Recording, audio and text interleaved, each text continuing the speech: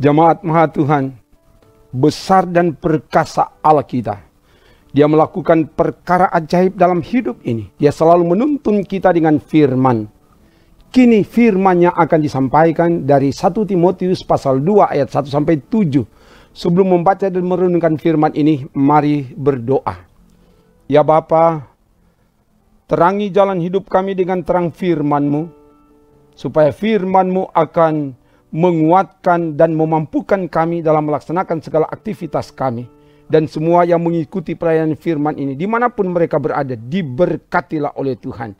Ke dalam kuasa-Mu hamba serahkan pembacaan dan perenungan firman.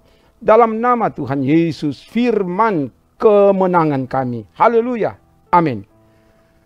Bacaan firman Tuhan dari 1 Timotius pasal 2 ayat 1 sampai 7 begini dikatakan.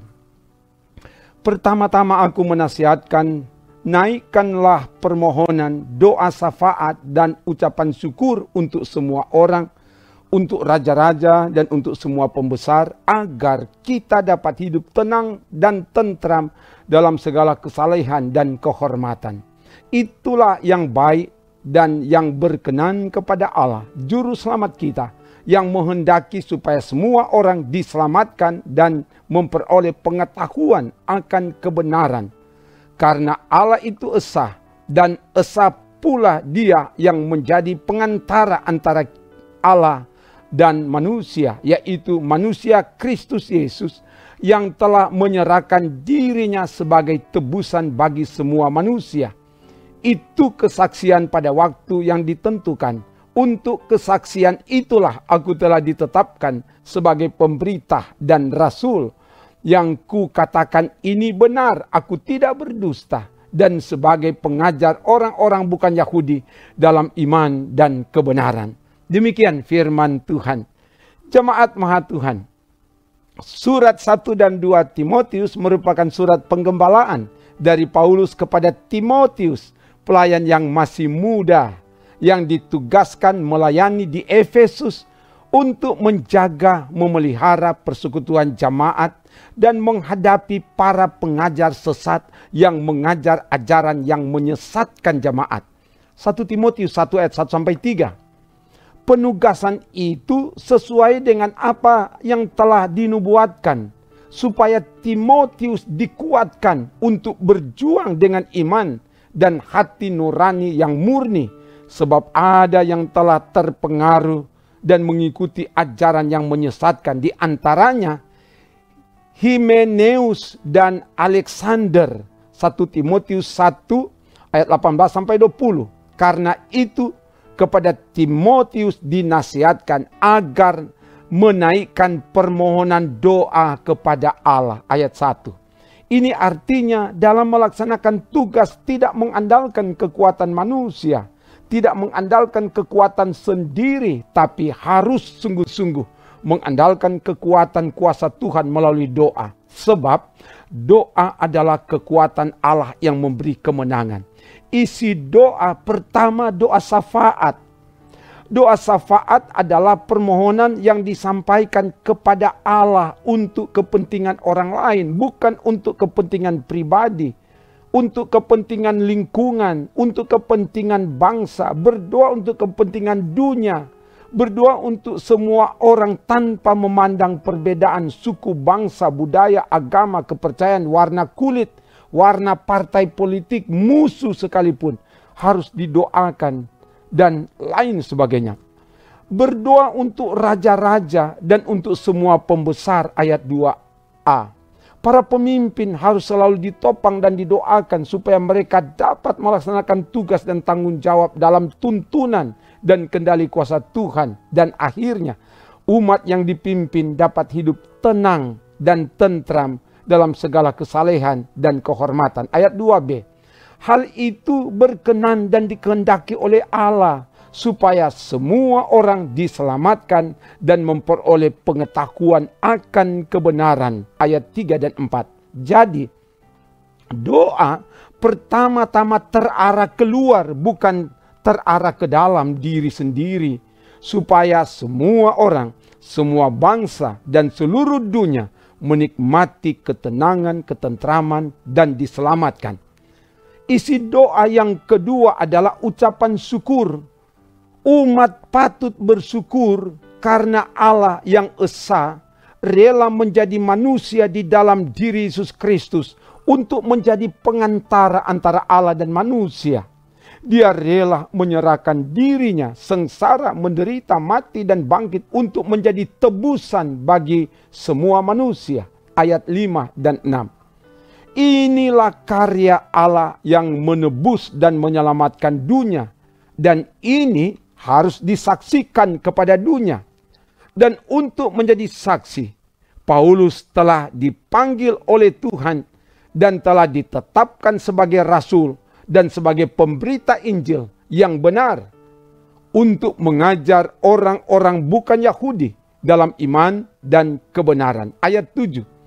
Menjadi saksi merupakan panggilan iman kepada setiap orang percaya untuk menyaksikan tentang Yesus Kristus yang mati dan bangkit untuk menyelamatkan dunia, supaya dunia percaya, beriman, dibenarkan, dan hidup dalam kebenaran. Jemaat Maha Tuhan, tema khotbah kita adalah naikkan doa untuk ketentraman bangsa.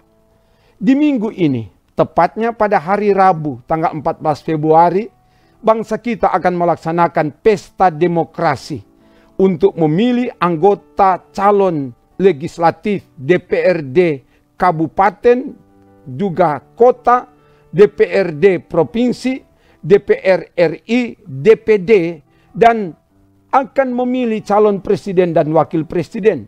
Sebagai warga gereja dan sekaligus warga anak bangsa, kita terpanggil untuk bersafaat mendoakan semua orang, mendoakan semua calon, supaya betul-betul kuasa Tuhan yang berlaku, kuasa Tuhan yang dinyatakan, supaya yang terpilih itu atas pilihan Tuhan melalui masyarakat yang harus menggunakan hak pilihnya, tidak golput. Kalau yang terpilih atas pilihan Tuhan, maka pasti akan mendatangkan ketenangan, ketenteraman, dan damai sejahtera bagi sesama anak bangsa. Dan ketika mereka terpilih dan menjalankan tugas sebagai pemimpin, kita terus kawal, kita harus terus mendoakan supaya mereka mengandalkan Tuhan, agar Tuhan menyertai, menjaga, menolong, dan memberi keberhasilan agar terhindar dari kelalaian, terhindar dari kesalahan, dan terhindar dari dosa. Sehingga semua yang terpilih dan yang melaksanakan tugas jadi saksi bagi dunia. Semua hidup dalam iman, hidup dalam kebenaran. Semoga demikian. Haleluya. Amin. Mari berdoa. Terima kasih Bapa. Firman telah diberitakan. Biar kebenaran firman ini dapat diterjemahkan dalam kehidupan nyata kepada semua yang mengikuti pelayanan ini. Dan biar firman ini memperlengkapi kami, apalagi sebagai pelayan yang akan mempersiapkan diri untuk melaksanakan tugas kerja pelayanan. Tuhan memberkati semua dalam segala keberadaan. Yang sakit disembuhkan, yang lemah dikuatkan, yang berkeluh kesah diberi kekuatan dan diberi pengharapan baru, yang berjuang untuk melaksanakan pekerjaan Tuhan buat sukses, dan yang berjuang untuk mendapatkan lapangan pekerjaan Tuhan bukakan jalan, diberikan kelancaran dan diberikan lapangan pekerjaan yang Tuhan siapkan. Dan juga Tuhan tolong untuk pelaksanaan pesta demokrasi pada tanggal 14 Februari nanti. Kami mohon Bapa dalam nama Yesus, biar Engkau tolong semua calon legislatif, baik kabupaten, kota, provinsi, pusat, juga DPD, dan juga calon presiden dan wakil presiden. Biar kuasa Tuhan dinyatakan di tengah bangsa kami.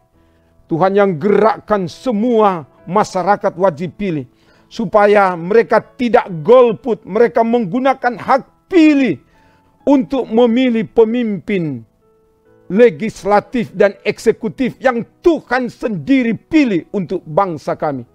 Sebab tidak ada pemimpin yang tidak berasal dari Allah.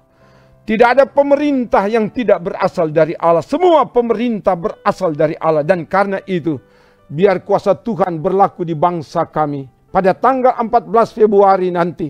Supaya semua akan datang ke TPS-TPS. Dan semua akan berjalan sesuai dengan fungsi tanggung jawab masing-masing. Dan semua yang terpilih itu dari Tuhan, oleh Tuhan, untuk Tuhan, dan Tuhan dimuliakan. Terpuji namamu Bapa. Ini doa kami dalam nama Tuhan Yesus. Haleluya. Amin. Demikian pelayanan firman dan doa. Kasih karunia Tuhan melimpah dalam hidup saudara, kini dan selamanya. Amin. Trims.